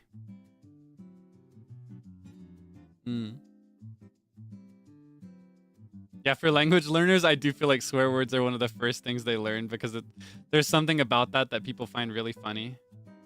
Like, for example, here in the States, we were just talking about Spanish. You see that a lot with Spanish.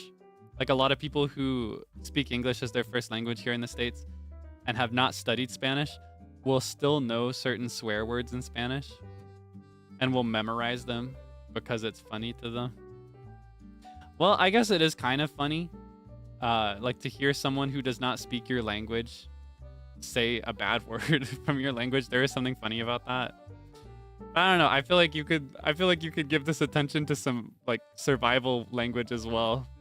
Like, can you also ask like can you ask how much something costs, or can you ask for directions as well? If you're gonna take the time to learn these bad words, I feel like these skills are so much more important.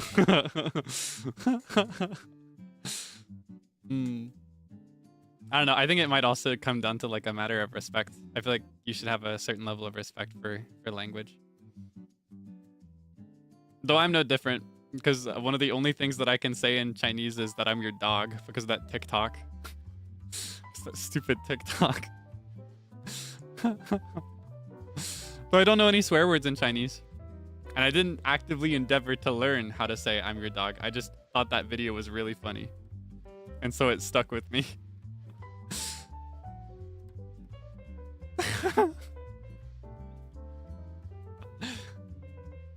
Yeah, we've talked about it before. Remember the video of the guy where he's like crossing his arms and puffing his chest out, like he's pushing his shoulders forward to make himself look big. And he goes like, he's flirting, by the way. He's flirting. He's trying to come off as attractive, and he goes, "Well, sure, need to go." That's one of the only things I know how to say. But of course, I also know essentials like 大家好 or like 谢谢. I know those. I'd like to learn more though.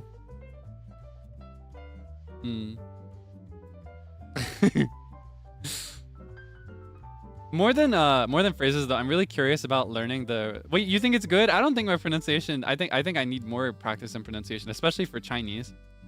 I think Chinese is a bit of a tough one because it's a very tonal language. Like you rely a lot on tonal inflection. There's a very specific rise and fall to Chinese, where two similar words with slightly different rise and fall will mean entirely different things. I feel like I need more practice. That's what I really want to sit down and practice sometimes so that I can I don't know. More than being able to speak a lot of languages, I'm really interested in being able to read them out loud. I'd like to be able to like learn how to pronounce it based on what's written out. That's what I really like to learn. I love studying the phonemic inventories of different languages, but Chinese is a really complicated one. Very sophisticated and interesting language. Good on Butcher Vanity for what it's worth. I appreciate that, but I think that's a lot easier because when you're singing, you don't have to worry about that rise and fall at all. When you're singing, all you have to worry about is the sound of your consonants and your vowels. You don't have to worry about how you place those vowels or like the pitch you're speaking at because you're singing.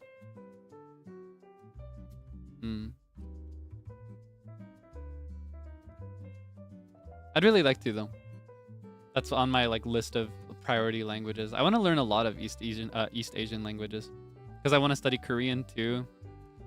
Japanese is my biggest priority right now. I've been trying to take it seriously lately. I say trying, but like it's more like I'm trying to work myself up to taking it seriously lately. I've been thinking a lot about studying in earnest. I've just been so busy, but I really want to, especially if I'm ever going to entertain moving. I think it's probably a really, really scary experience to live in a country where you don't speak the local language. And I'd really like to move to Japan someday. Like I'm really heavily considering that. There's a lot of cool stuff I could do in Japan if I lived there. Do I have a strategy for picking up languages? A lot of the language that I've picked up naturally, like without study, because honestly, anything other than English and Spanish that I speak at all has been through just knowing other people or through watching certain things. That's my best advice. Like obviously study, like sit down academic style and read, follow lessons if you can. Get a tutor if you're able to. It's not accessible to everybody, but if you have a tutor at your disposal, get one. But most importantly, in addition to that, immerse yourself in the language. Like listen to it, speak to people, be around people who speak it. That's the most essential, I think. Essential enough that like without studying properly, I have just casually picked things up from people that happen to speak these languages. Am I taking lessons? No, I almost did. I had the opportunity to, but I worried about scheduling it. So I need to start. I really need to start. I need to like, I need to free up more time in my schedule to study properly. Apps to study Japanese? No. No, and I personally don't recommend most of them. I think Anki is a good one, like the flashcard app. But a lot of the really popular ones I would not personally recommend for learning any language. I think that a lot of language studying apps are too gamified, and they aren't very good for practical speech. If I could, would I master every language? What, is like a superpower? Yes. Oh my goodness. I would love to be a polyglot of every language. That'd be so cool. I would love it so much. Though I think my first priority is going to have to be attaining true fluency in a second language in the first place. I don't have one yet. I still only have English. I got really close with Spanish, but it's been long enough with that I've totally forgotten most of it. I think I want my true second language to be Japanese. I think it'd be really useful for me. Yeah, I want to be able to, I don't know, if I ever end up moving, I want to be able to still live a regular life. You know, I want to be able to make purchases without inconveniencing people, or I would love to be able to like communicate with certain people in the industry here without the need of a translator. That'd be really cool. It's a lofty goal, but so many other people do it out of necessity. So I should be able to do it by choice, you know what I mean? If other people can do it because they have to, I should be able to choose to do it. I think anyone can learn a language. Study stream? I would really like to. I've wondered about how to make that interesting. I also just haven't been properly studying in general lately. Or honestly at all. I've never truly like really studied Japanese. I've taken the time to study hiragana and katakana before. So I can read hiragana and most of katakana. I still mix up some katakana though. I have to like brush up on that. Any kanji that I can read is just by seeing it often enough. Yeah, I would really like to do one where I'm like properly studying maybe. Yeah, there are quite a few people that are studying Japanese as well, so a study group would be nice. I've thrown that around with Zeal before. I figure Vanta would be down as well.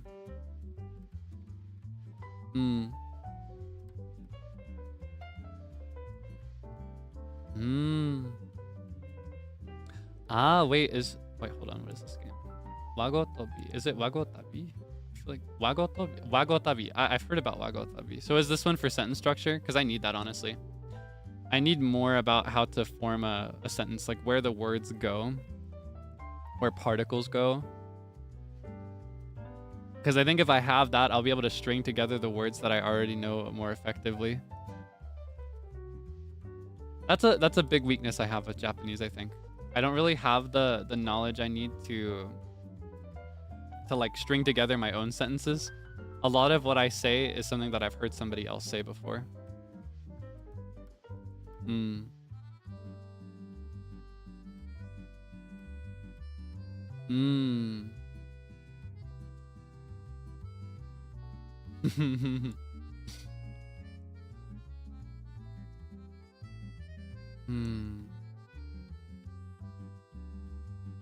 It's like an RPG. Yeah, I need technical grammar. Here, I'll write this game down. I'll check it out.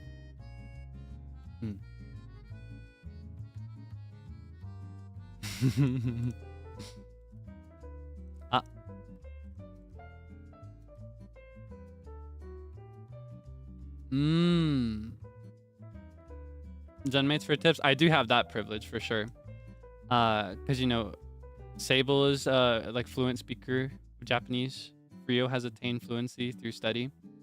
And Zeal is studying like super actively. He's been studying since we met, I think. He took that responsibility really, really seriously right from the get-go. So I do have them to lean on as well if I ever have questions. So I'm very thankful for that. That's something I need to get better about, actually. There have been several times when I needed to say something or do something in Japanese where I could have asked for advice, but I was too shy. Like, I'm not shy with them about most things, but I'm really bad at asking people for help. That's one of my biggest weaknesses socially. I suck at relying on people. If I can get away with not relying on people, I will every time. When in truth, these people would be very willing and eager to help me every single time.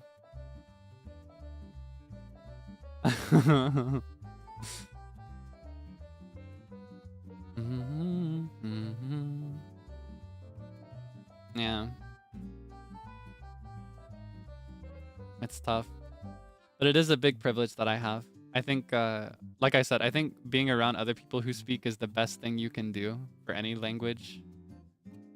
So having them there to eventually speak only in Japanese, maybe sometimes, would be nice. I gotta lean on them more.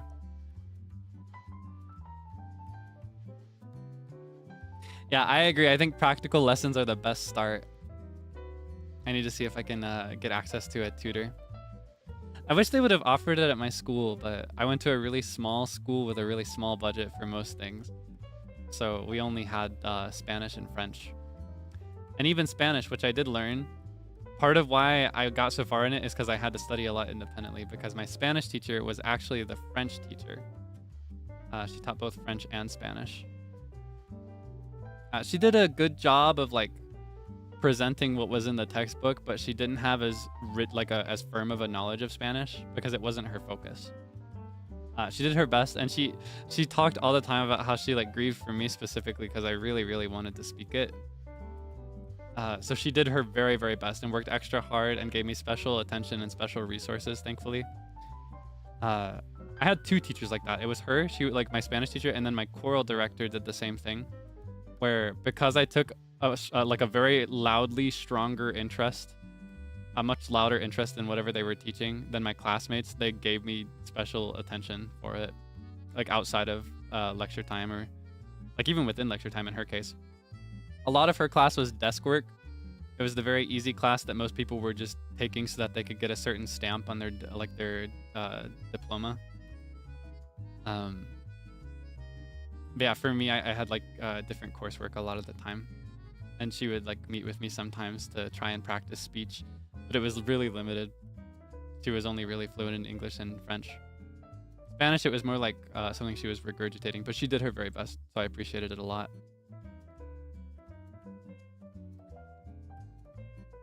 French anthem.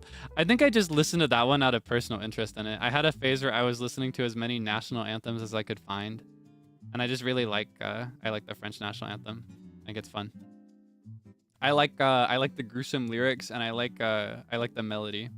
It feels like peak national anthem. You know what I mean? It's metal. It's good. Yeah, no, I never had to learn that one for anything. I just chose to. I just listened to it a bunch and picked it up.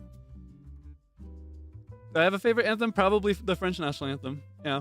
So I don't know. It may come off as biased, but I also actually really like the Star Spangled Banner, the American national anthem. I just really love the sound. I really love the drama. I love the really dramatic and grand anthems with the more complicated melodies. I think those are the best. Or not the best per se, but like they are my favorites. I just like them. I just think they're fun. Unrelated to any sense of like patriotism or pride or anything like that. I just like the song. I just like the I just like the song. With or without the eagle sounds and explosions, I think I prefer it without. I just love that melody. Da da da da da da. Or no, I think what I really like is da da da da da da da da da da da. It's so dramatic. Or no, da da da da da. That's my favorite part. Da da da da da da. It's just so dramatic. It's so grand. I love the drama. Same thing with the French national anthem. I like it because it's so dramatic from beginning to end. That's why it's my favorite. Like they never ease up on the drama. It's just so grand the whole time. Allons au fond de la patrie, le jour de gloire est arrivé. It's so like that's such a big entrance right out the gate. National anthem karaoke time. Now I'll do a full set list of 13 national anthems. No, probably not a good idea. Again, not at all related to the countries that host these anthems. I just like the songs themselves. I just think they're fun. I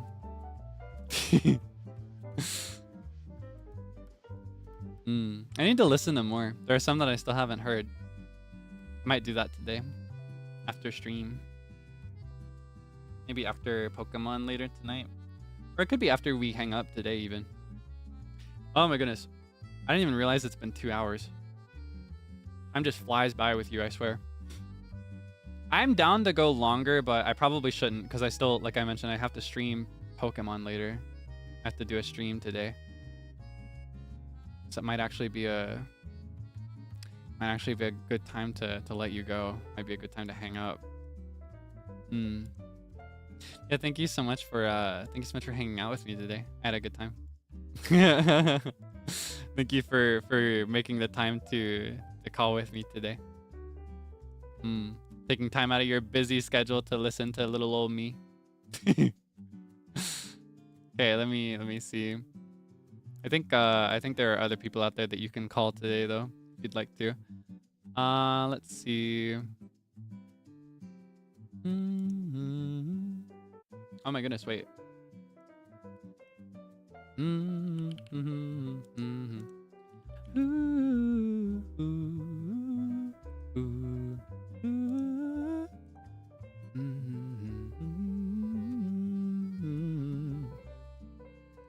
Hold on, let me see this. Okay. I'm gonna send you to a collab stream, okay?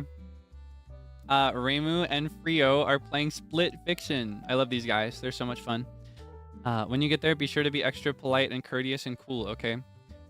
Check the description. Read the rules. Follow those rules. Don't go in there talking about me at all, okay? If they're like, oh, how was it? You're saying it was cool, and then you wrap it up real quick. Get invested in them. You know what I mean? Otherwise, we would be interrupting their stream, which is lame and cringe. But I'm sure I can trust you with this by now, right? You were always so well behaved and so nice. I appreciate it a lot. Okay. Thank you again. I had fun. Heart emoji. All right, I'm gonna hang up now. Goodbye. Bye-bye. Bye-bye. Bye-bye. Bye-bye. Bye-bye. Bye-bye. Bye-bye. Like Mario. Bye-bye. Goodbye. Bye. Goodbye.